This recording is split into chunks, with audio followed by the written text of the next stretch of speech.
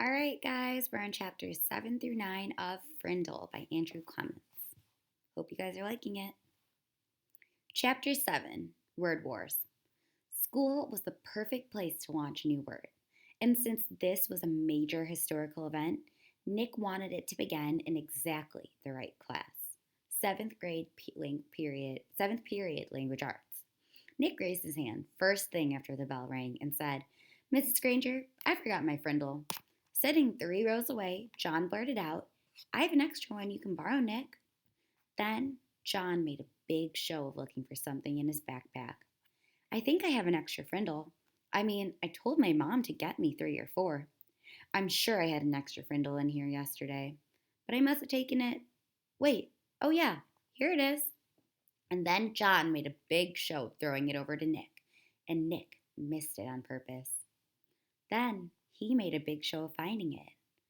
Mrs. Granger and every kid in the class got the message loud and clear. That black plastic thing that Nick borrowed from John had a funny name, a different name, a new name: Frindle. There was a lot of giggling, but Mrs. Granger turned up the power in her eyes and swept the room into silence.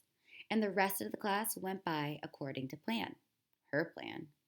As everyone was leaving after class, Mrs. Granger said, "Nicholas, I'd like to have a word with you." And she emphasized the word word. Nick's mouth felt dry, and he gulped, but his mind stayed clear. He walked up to her desk. "Yes, Mrs. Granger?" "It's a funny idea, Nicholas, but I will not have my class disrupted again. Is that clear?" Her eyes were lit up, but it was mostly light, not much heat. "Idea? What idea?" asked Nick, and he tried to make his eyes as blank as possible. "You know what I mean, Nicholas. I am talking about the performance that you and John gave at the start of class. I am talking about this." And she held up her pen, an old maroon fountain pen with a blue cap. "But I really didn't have a Frindle with me," said Nick, amazed at his own bravery. And hiding behind his glasses, Nick kept his eyes wide and blank. Mrs. Granger's eyes flashed, and then narrowed, and her lips formed a thin, hard line. She was quiet for a few seconds, and then she said, "I see. Very well. Then I guess we have nothing more to discuss, Nicholas. You may go." "Thanks, Mrs. Granger," said Nick, and he grabbed his backpack and headed for the door. And when he just was stepping into the hallway, he said, "And I promise I won't ever forget my Frindle again. Bye." That's the end of chapter 7.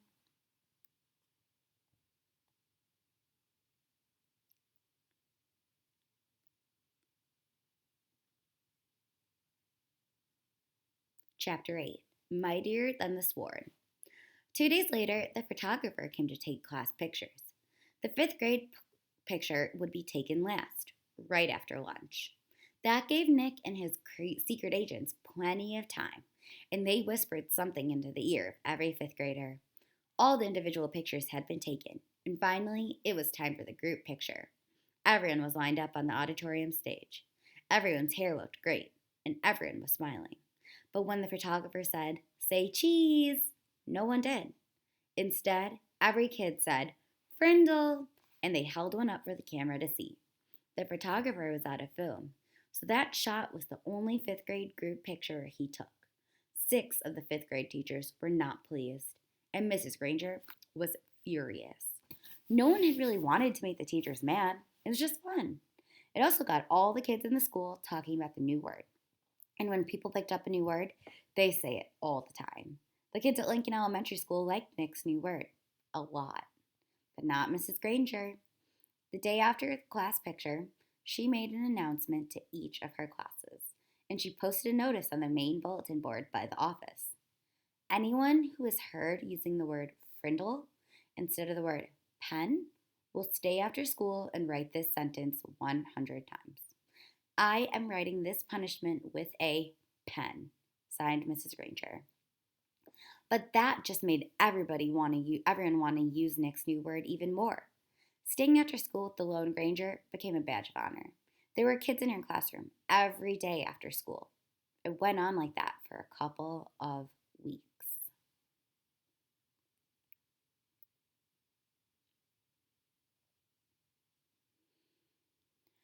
One day, near the end of seventh period, Mrs. Granger asked Nick to come talk to her after school. This is not a detention, Nicholas. I just want to talk. Nick was excited. It was kind of like a conference during a war. One side waves a white flag, and the generals come out and talk. Nicholas Allen. Nick liked the sound of that. He stuck his head in Mrs. Granger's doorway after school. You wanted to talk with me? Yes, Nicholas. Please come in and sit down. When he was settled, she looked at him and said, Don't you think this Frindle business has gone far enough? It's just a disruption to the school, don't you think? Nicholas swallowed hard, but he said, I don't think there's anything wrong with it. It's just fun, and it really is a real word. It's not a bad word, just different. And besides, it's how words really change, isn't it? That's what you said. Mrs. Granger sighed.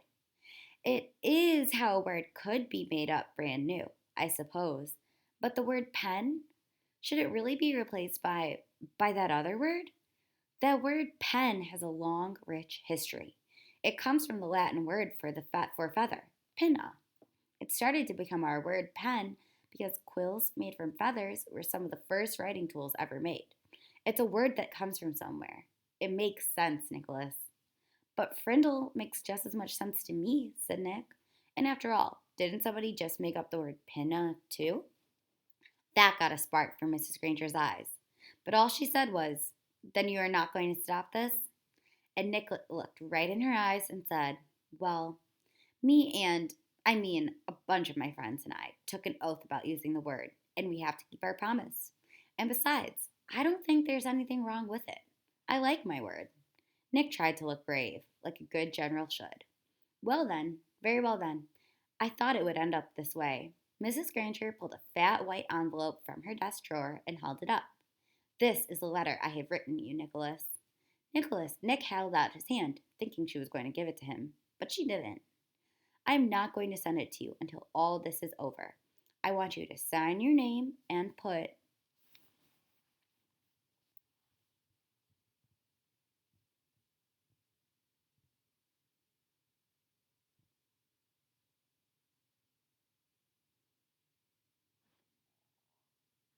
today's date across the back of the envelope. When you read it, whenever that may be, you will know it is the same letter and that I have not made any changes to it. This is weird, Nick said to himself. But to Mrs. Granger, he said, Sure. And he signed its name in his best cursive and put the date under it. Then Mrs. Granger stood up abruptly and said, Then that is all for today, Nicholas, and may the best word win. There was a frown on her face, but her eyes were different, almost happy. And Nick was halfway down the hall before it hit him. She likes this war, and she wants to win real bad. Walking to school the next day, Pete had a great idea. How about we see if we can get every kid in the whole fifth grade to go up and ask Mrs. Granger, Can I borrow a Frindle? You mean Mrs. Granger, may I borrow a Frindle, said Dave. Gotta use good grammar. Don't want to upset dangerous, Grangerous. Sounds good to me, said Nick. She can't keep everyone after school, can she? If you look at the picture, it's Miss Granger and Nick. Almost 80 kids stayed after school with Mrs. Granger that day. They filled her room and spilled out onto the hallway. The principal had to stay late to help, and they had to arrange 2 special late buses to get all the kids home. And the next day, all the fifth graders did it again, and so did a lot of other students. Over 200 kids. Parents called to complain. The school bus drivers starting to go on strike, and the school board and the superintendent got involved. And about this time, the principal of Lincoln Elementary School paid a little visit to the home of Mr. and Mrs. Allen. She wanted to talk to them about their son, the one in fifth grade, the one named Nick. Chapter 9. Chess. Mrs. Margaret Chatham had been principal of Lincoln Elementary School for 18 years. She knew Mr. and Mrs. Allen because they all had served on the building committee when the old Lincoln School was torn down and the new one was built 6 years ago. When she telephoned on the afternoon of October 1st to set up the meeting, Mrs. Chatham had asked Nick to be there too. It was 6:30 when she knocked, and Nick opened the door. "Good evening, Nick," she said. No smile. "Hi, Mrs. Chatham," said Nick, backing away as she filled the doorway. She was a large person, as tall as Nick's dad, with wide shoulders. Nick guessed she would play linebacker on a football team because that's what his dad had played in football college. "Hello, Mr. and Mrs. Allen," she said, stepping into the living room. She was wearing a long black raincoat with a red silk scarf tied loosely around her neck. She kept her coat on, but took off the scarf and tucked it into her left pocket. She shook hands stiffly with both of Nick's parents before sitting down on the chair to the left of the couch. Nick's mom and dad sat on the couch, and Nick sat on the rocking chair that faced Mrs. Chatham across the low coffee table. "This is not an easy visit for me. We are having some trouble at school, and it appears that Nick is in the middle of it." Then, while Nick's parents listened, Mrs. Chatham laid out the story as she saw it. Nick encouraging the other kids to use his word, Mrs. Granger forbidding it, the ruined fifth grade class picture, hundreds of kids staying after school, and a general feeling that there was a rebellion at school, with no one respecting the rules anymore. Nick watched his mom and dad while Mrs. Chatham talked, looking from one face to another. The game was not over. His dad was listening carefully, nodding and frowning. He looked embarrassed about the trouble, but his mom looked kind of annoyed. But when Mrs. Chatham finished her story, Nick's mom was the first one to speak. "But doesn't all this seem like a lot of fuss about something pretty silly?" Nick sat quietly, but in his mind he shouted, "Hurrah for Mom! Hurrah for mothers everywhere!" His mom wasn't annoyed with him. She was annoyed with Mrs. Granger. Maybe even annoyed with Mrs. Chatham. This was getting interesting. Mrs. Allen was still talking to the principal. "I mean, is there really any harm in the children making up a funny word and saying it? Does there have to be a rule that a word like this may not be used?" Mrs. Chatham sighed and said, "Yes, I suppose it does seem silly, but Mrs. Granger thinks that it's rather like keeping children from saying ain't. There have to be standards. That's why we have dictionaries. And really, the problem isn't so much the word itself, it's the lack of a respect for authority." Mr. Allen said, "Mrs. Granger's right about that. There have to be standards. We can't have kids walking around saying ain't, can we?" And that's when Nick piped in. "You know that big dictionary in Miss Granger's room? The word ain't is right there in the book. I looked it up, and there it was. I don't see why I can't use a word if it's in the dictionary." Mrs. Granger even said that her big dictionary was the law. Nick looked from face to face to face. That stumped them all. He had just launched a first-class thought grenade. "Well, yes, but, well, as I said, the word ain't and even the word frindle, these are not the real issues here," said Mrs. Chatham. Mrs. Allen said, "Well, I think the real issue in Mrs. Granger's reaction to a harmless little experiment with language, it's an overreaction. Don't you think, Tom? Don't you think so, Tom?" And Mrs. Allen looked at her husband. It was Mr. Allen's turn to look from face to face to face. He was lost. "Yes, well, sure. I guess so. I mean, it's not like anybody's been hurt. It's not like vandalism or stealing or something like that." His sentence trailed off, and he rubbed his chin and looked from the window behind Mrs. Chatham. And while the three grown-ups sat there in an uncomfortable moment of silence, Nick had a sudden vision of what was really going on here. It was a chess game. Nick against Mrs. Granger. Mrs. Granger had tried to end the game by using her queen. Mrs. Chatham and her black raincoat, the Black Queen. Nick didn't know it was until the attack was underway, but he had a powerful defender of his own. Good old Mom, the White Queen. And the game was not over. It would go on until there was a winner and a loser. Mrs. Chatham didn't stay much longer. There was a little more talk back and forth across the chessboard about how children have a right to explore new ideas, but the importance of respecting teachers and the work they do, about everybody needing to keep up the standards and make school a safe place to learn. Then, Mr. Allen offered Mrs. Chatham some coffee and banana bread, but she said, "No thanks, I really must be going now." She thanked Nick's parents and they thanked her. Nick opened the door and said, "Good night, Mrs. Chatham." Then the Black Queen put on her red scarf and walked off into the October twilight. "Nick, I think we better talk a little more about this," said his mom, sitting back down on the couch.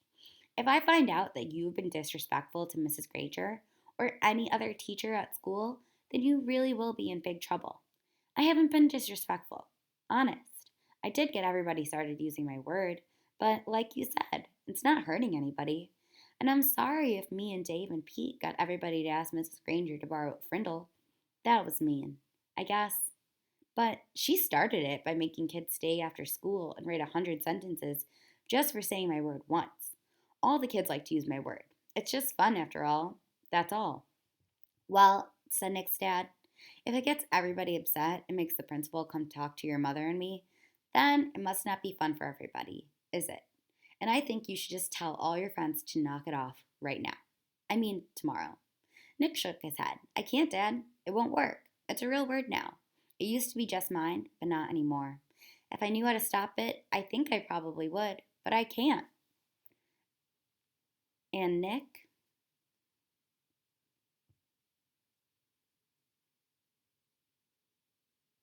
looked at both of their faces to see if that idea was sinking in. It was. "Like I said, I won't be disrespectful, but I do like my word. And I guess now we're just going to have to see what happens." And the chess man, Nick's king and queen, had to agree. The game would go on. All right, that's the end of chapter 9.